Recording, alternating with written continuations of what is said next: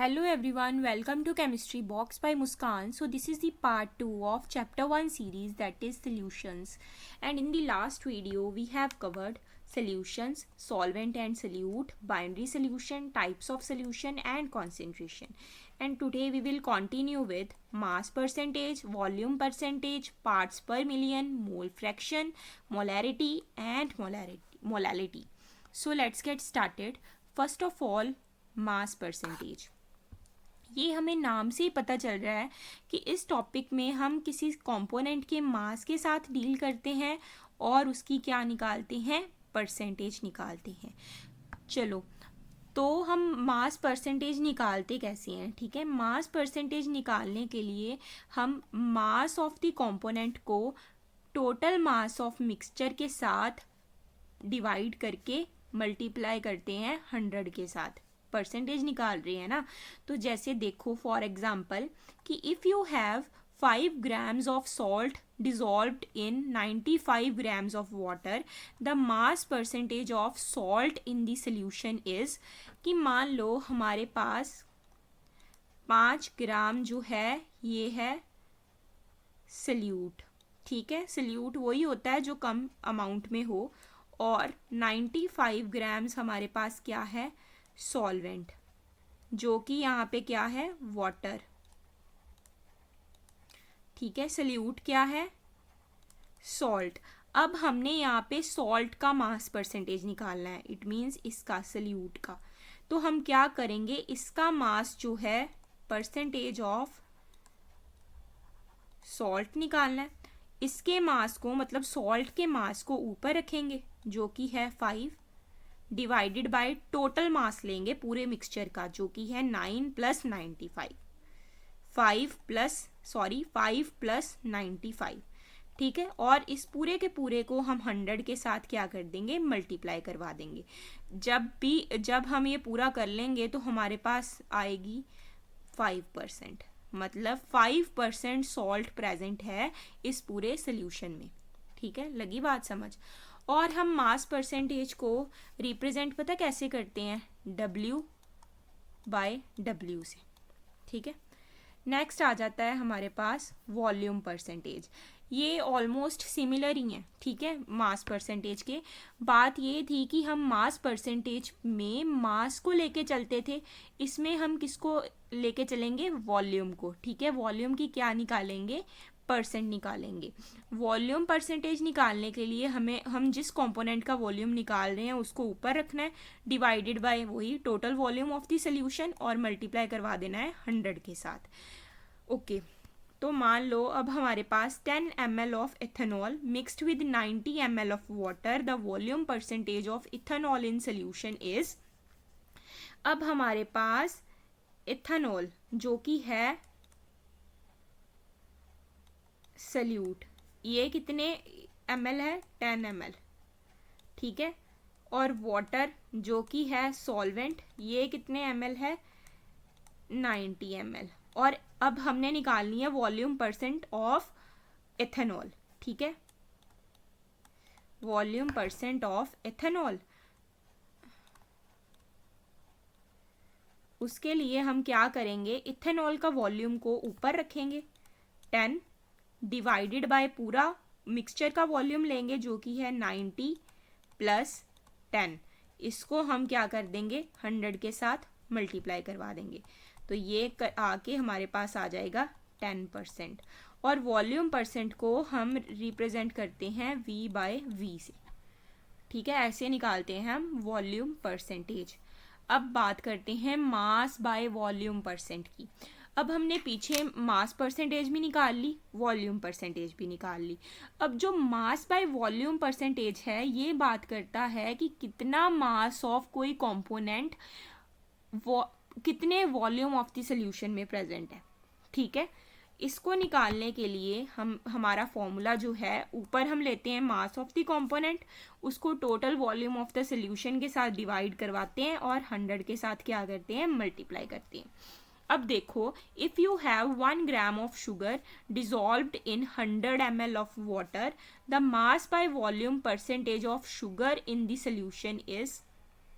ठीक है, तो हमारे पास अब जैसे उन्होंने कहा कि 1 gram sugar 100 ml of water में प्रेजेंट है, तो उसके लिए हमें क्या 1 ग्राम को ऊपर ले लेना है, क्योंकि शुगर की मास बाय वॉल्यूम परसेंटेज निकालनी है ना, तो total divided by total volume जो कि है 100 ml, उसको नीचे लेके 100 के साथ क्या कर देना है, मल्टीप्लाई, हमारे पास आ जाएगा 1%। ठीक है, अब इसको रिप्रेजेंट हम कैसे करते हैं, W/V से। ठीक है, नेक्स्ट हमारे पास आ जाता है पार्ट्स पर मिलियन। ठीक है, ये हम उस जगह यूज़ करते हैं जहाँ पे हमारा जो कंपोनेंट है वो बहुत ज़्यादा ट्रेस क्वांटिटीज़ में प्रेजेंट हो। ठीक है, अब मान लो कि हमारे पास कोई स्कूल है। ठीक है, उस स्कूल में हर एक 2 बच्चे की एक टीचर है। ठीक है, मतलब ये तो बड़ी अच्छी रेशो चल रही है टीचर और स्टूडेंट की, कि हर 2 स्टूडेंट्स के पास एक टीचर है।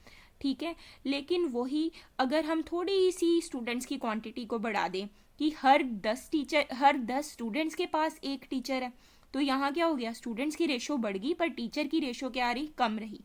ठीक है, फिर हम कह दें कि पूरे क्लासरूम में 100 स्टूडेंट्स के पास एक टीचर है, यहाँ पे तो और मतलब कम हो गया है ना टीचर की क्वांटिटी। फिर अगर हम कह दें कि 1000 स्टूडेंट्स के लिए एक टीचर है, ये तो और ज़्यादा टीचर की क्वांटिटी कम होगी। ठीक है, फिर हम यहाँ पे अगर हम बात करेंगे पर मिलियन की, ये माने कि मिलियन स्टूडेंट्स की सिर्फ एक टीचर है, तो ये तो मतलब बहुत कम होगी ना टीचर की क्वांटिटी और इस क्वांटिटी को हम कहेंगे कि टीचर जो है ट्रेस क्वांटिटी में प्रेजेंट है। ठीक है, तो यहाँ पे अगर हम जो टर्म यूज़ करते हैं उसे कहते हैं ppm। ठीक है, तो जैसे when a solute is present in trace quantities it is convenient to express concentration in parts। ठीक है, ppm निकालते कैसे हैं, number of parts of the component, जितने उसकी पार्ट्स हैं, over total number of parts of all the components of solution, मतलब जितने पूरे उस सोल्यूशन में जितने भी कंपोनेंट्स हैं उसके पार्ट, और उसको हम मिलियन के साथ डिवाइड करेंगे, मतलब 10⁻⁶ के साथ। ठीक है, ओके, तो ये जो टर्म है ना, ये बेसिकली अगर हम देखें कि हमारे एटमॉस्फेयर में एयर है, एयर में बहुत सारी गैसेस हैं, नाइट्रोजन, कार्बन डाइऑक्साइड, ऑक्सीजन। ठीक है, और ये गैसेस तो हैं पर इनके साथ साथ उसमें पॉल्यूटेंट्स भी प्रेजेंट है ना, तो अगर हमने उन पॉल्यूटेंट्स की कॉन्सेंट्रेशन को निकालनी हो जो कि पॉल्यूटेंट्स ट्रेस क्वांटिटी में प्रेजेंट है, तो वो निकालने के लिए हम क्या यूज़ करेंगे, ppm यूज़ करेंगे। ठीक है, तो देखो, the concentration of pollutants in water और atmosphere is often expressed in terms of mu gram millilitre और ppm। ठीक है, पर मिलीलीटर और ppm। चलो नेक्स्ट बात करते हैं हम मोल फ्रैक्शन की, और इस टॉपिक में हम एक नई टर्म को इंट्रोड्यूस करेंगे जो कि है number of moles. Mole fraction को हम रिप्रेजेंट करते हैं काय से। ठीक है, और ये निकालने का फॉर्मूला है कि जिस कंपोनेंट की हमने निकालनी है उसको ऊपर रखना है, number of moles of the component, फिर divided by total number of moles of the all the components. ठीक है, अब मान लो कि हमारे पास if you have a mixture of 2 moles of A and 3 moles of B, the mole fraction of A is, हमारे पास एक है A, एक है B। ठीक है, A के हमारे पास 2 मोल्स प्रेजेंट है, B के हमारे पास 3 मोल्स प्रेजेंट है। ठीक है, हमने मोल फ्रैक्शन निकालनी है A की, मतलब काय A की। ठीक है, तो वो निकालने के लिए हमें नंबर ऑफ मोल्स A के ऊपर रखने पड़ेंगे, Na, नीचे क्या रखना पड़ेगा, प्लस दोनों का। ठीक है, तो ये बन गया नंबर ऑफ मोल्स A के कितने हैं, 2/2 + 3, ये हो गया 2/5, निकाल के हमारे पास आ गया 0.4।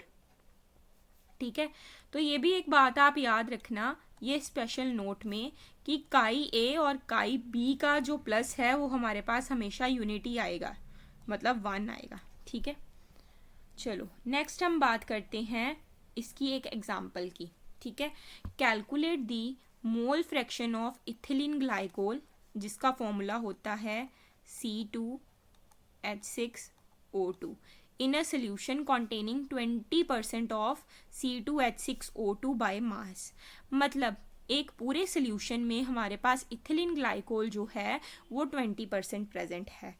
ठीक है, तो हम एज्यूम करते हैं कि जो पूरा सोल्यूशन है we have 100 gram of solution, मतलब पूरा सोल्यूशन जो है हमारे पास कितना है 100 ग्राम है, और उस 100 ग्राम ऑफ सोल्यूशन में 20% ऑफ इथिलीन ग्लाइकोल है। मतलब हमारे पास 20 ग्राम जो है वो क्या है इथिलीन ग्लाइकोल C2H6O2। ठीक है, और बाकी अगर 100 में से 20 गया पीछे क्या बचा 80, तो 80 ग्राम हमारे पास क्या है वाटर। ठीक है, तो अब हमने निकालना है मोलर मास, क्योंकि नंबर ऑफ मोल्स निकालने के लिए जो फॉर्मूला होता है ना वो ये रहता है कि given mass over molar mass. ठीक है, तो अब हम निकालेंगे मोलर मास। पहले निकालते हैं C2H6O2 का। ठीक है, वो तो निकालना आपको मतलब आता ही होएगा। 12 into 2 plus 1 into 6 plus oxygen का होता है 16 मल्टीप्लाई बाय कितने ऑक्सीजन है 2, तो ये हमारे पास आ जाएगा 62 ग्राम पर मोल। ठीक है, अब हम निकालेंगे मोलर मास वाटर का। H2O हाइड्रोजन का कितना मास होता है 1, कितने हाइड्रोजन है 2 प्लस ऑक्सीजन का कितना होता है 16, ये करके हमारे पास आ गया 18 ग्राम पर मोल। ठीक है, अब हमने निकालने हैं नंबर ऑफ मोल्स। पहले नंबर ऑफ मोल्स हम निकालते हैं C2H6O2 के। Given mass over molar mass, given mass कितना था C2H6O2 का 20 ग्राम, डिवाइडेड बाय मोलर मास कितना निकला 62, हमारे पास ये करके आ गया 0.322 मोल्स। ठीक है, अब हम नंबर ऑफ मोल्स निकालेंगे वाटर के। वाटर का गिवन मास कितना है 80 और जो मोलर मास है वो कितना है 18, तो ये हमारे पास आ गया 4.444। ठीक है, अब हम निकालेंगे मोल फ्रैक्शन ऑफ इथिलीन ग्लाइकोल की निकालनी है। ठीक है, मतलब C2H6O2 की मोल फ्रैक्शन को रिप्रेजेंट किससे करते हैं काय से। ठीक है, निकालने के लिए हमें पहले चाहिए नंबर ऑफ मोल्स किसके C2H6O2 के, नीचे क्या लेना है plus C2H6O2 plus N water का। ठीक है, तो ये हमारे पास क्या आया था 0.322 डिवाइडेड बाय प्लस लेना है 0.322 प्लस 4.444 तो ये सॉल्व करके हमारे पास आ जाएगा 0.068। ठीक है, ये है मोल फ्रैक्शन किसकी C2H6O2 की, ऐसे निकालते हैं। ठीक है, आई होप कि ये आपको अच्छे तरह से समझ आ गया होगा। अब नेक्स्ट है हमारे पास मोलैरिटी, ये बहुत ही इम्पॉर्टेंट टॉपिक है। ठीक है, मोलैरिटी को डिफाइन करते हैं। It is defined as the number of moles of solute dissolved in 1 litre of the solution, मतलब कितने नंबर ऑफ मोल्स सल्यूट के 1 लीटर ऑफ सोल्यूशन में प्रेजेंट हैं। ये बात याद रखनी है कि जो मोलैरिटी है वो वॉल्यूम के साथ डील करती है। ठीक है, तो मोलैरिटी का फॉर्मूला क्या होता है moles of solute divided by volume of solution in litre. ठीक है, यूनिट क्या रहते हैं इसके मोलर कैपिटल M। ठीक है, अब देखो कि 0.25 m solution of NaOH means कि इसका मतलब इस लाइन का मतलब है कि 0.25 मोल NaOH जो है वो डिज़ोल्व हुए हैं 1 लीटर ऑफ दी सोल्यूशन में। ये आपको एक एग्जाम्पल से अच्छे तरह समझ आएगी, जो कि है calculate the molarity of solution containing 5 gram of NaOH in 450 ml of the solution. पूरा सोल्यूशन अब हमारे पास है 450 ml और ये छोटी क्वांटिटी है, इसका मतलब ये है सल्यूट, और 5 ग्राम हमारे पास NaOH मतलब सल्यूट प्रेजेंट है। सबसे पहले हमने निकालने हैं नंबर ऑफ मोल्स। उसके लिए हमें चाहिए गिवन मास। गिवन मास हमारे पास है NaOH का 5 ग्राम। फिर हमें चाहिए मोलर मास NaOH का। मोलर मास अगर हम NaOH का निकाल लें तो क्या होगा, 23 + 16 + 1। Na का सोडियम का होता है 23, ऑक्सीजन का होता है 16, H का होता है 1। ये प्लस करके हमारे पास आ गया है 40। ठीक है, अब हम निकालेंगे नंबर ऑफ मोल्स किसके, NaOH के। गिवन मास मतलब 5 ओवर मोलर मास 40, ये करके हमारे पास आ गया 0.125 मोल्स। ठीक है, अब मोलैरिटी। ठीक है, मोलैरिटी मतलब number of moles of the solute जो कि है 0.125 over volume of solution in litre. पर यहाँ पे तो हमारे पास सोल्यूशन जो है वो 450 ml है, तो 450 ml है, इसको लीटर में करने के लिए हम 1000 के साथ क्या कर देंगे, मल्टीप्लाई करवा देंगे। ठीक है, तो यहाँ पे क्या आ गया हमारे पास 0.278 कैपिटल M एंड पे यूनिट लिख देंगे। ठीक है, इतने मोलर आ गया। ठीक है, अब नेक्स्ट बात करते हैं मोलैलिटी की। जो मोलैरिटी थी वो वॉल्यूम के साथ डील करती थी, पर जो मोलैलिटी है वो वेट के साथ, मास के साथ डील करती है, वो भी सोल्यूशन के नहीं, अकेले सॉल्वेंट के। ठीक है, it is defined as number of moles of the solute per kilogram of the solvent, मतलब कि पर केजी सॉल्वेंट में कितने number of moles of solute present है। मोलैलिटी निकालने का फॉर्मूला है number of moles of solute divided by mass of solvent in kilograms. ठीक है, यूनिट रहते हैं छोटा m, स्मॉल m। अब देखो कि 1 m solution of KCl means that कि 1 mole of KCl 1 kg of water में प्रेजेंट है। ठीक है, ये एग्जाम्पल से समझ आएगा। अब हमारे पास कैलकुलेट करनी है molality 2.5 gram of ethanoic acid in 75 gram of benzene. यहाँ पे सल्यूट क्या रहता है, एथेनोइक एसिड, और सॉल्वेंट हमारे पास क्या है, बेंजीन। ठीक है, अब मोलैलिटी निकालने के लिए पहले तो हमें number of moles of salute calculate करने हैं। ठीक है, तो हम देखेंगे कि गिवन मास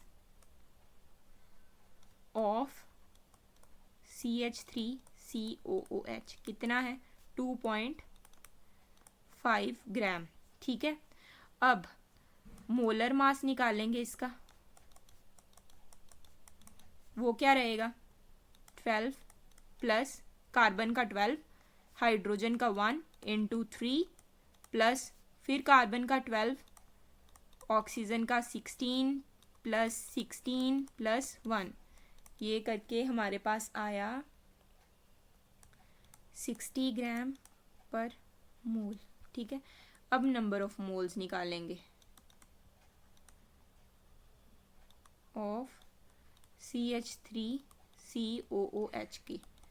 गिवन मास मतलब 2.5 ओवर मोलर मास 60, ये करके हमारे पास आ जाएगा 0.0417। ठीक है, अब अब देखेंगे कि मास ऑफ सॉल्वेंट, दूसरी चीज मास ऑफ सॉल्वेंट चाहिए ना मोलैलिटी निकालने के लिए, जो कि यहाँ पे 75 ग्राम है, और ग्राम को केजी में करने के लिए हमें इसको डिवाइड करना पड़ेगा 1000 के साथ। ठीक है, अब बात करते हैं मोलैलिटी की। सारा कुछ हमारे पास है, ऊपर रखने हैं number of moles of the solute जो आया था 0.0417, नीचे सॉल्वेंट का मास 75, जो 1000 नीचे था वो ऊपर चल जाएगा, ये करके हमारे पास मोलैलिटी आ जाएगी 0.556। छोटे एम के साथ इसको रिप्रेजेंट करेंगे। ठीक है, अब हमने सारी जो भी टर्म्स थी ये डिस्कस कर ली हैं। अब जो मेन डिफरेंस मोलैरिटी और मोलैलिटी के बीच होता है वो ये है कि आपको पता है जो मोलैरिटी है वो वॉल्यूम के साथ डील करती है, ऑन दी अदर हैंड जो मोलैलिटी है वो मास के साथ डील करती है। ठीक है, जो मोलैरिटी होती है ये टेम्परेचर डिपेंडेंट रहती है। क्यों? क्योंकि ये वॉल्यूम के साथ डील करती है और जो वॉल्यूम है वो टेम्परेचर के साथ उसका इफेक्ट होता है। ठीक है, और ऑन दी अदर हैंड जो मोलैलिटी है वो टेम्परेचर डिपेंडेंट नहीं रहती। क्यों? क्योंकि ये मास के साथ डील करती है और मास जो है वो डिपेंड नहीं करता टेम्परेचर पे।